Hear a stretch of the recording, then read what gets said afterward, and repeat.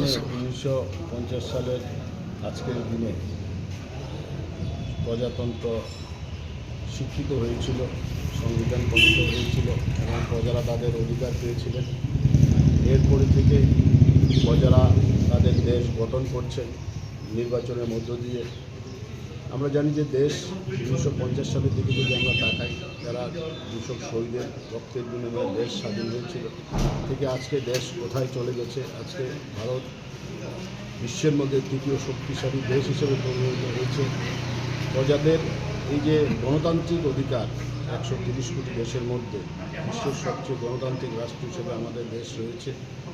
তো আমরা আজকে দেশ স্বাধীন হওয়ার পর থেকে ভারত অন্ন বস্ত্র থেকে শুরু করে প্রত্যেকটি ক্ষেত্রে, মহাকাশ যাওয়া থেকে শুরু করে পরমাণু থেকে শুরু করে প্রত্যেকটি ক্ষেত্রে আজকে বিশ্বসেরা আমাদের ভারত। আগামী দিনে আমাদের দেশ আরও বেশি এগিয়ে যাবে। আমরা যারা আজকে আমরা দেশটাকে আমরা প্রধানমন্ত্রী উদযাপন করেছি, আগামীতে যাতে দেশ আরও এগিয়ে যায় সেই প্রত্যাশায় আমরা রাখি।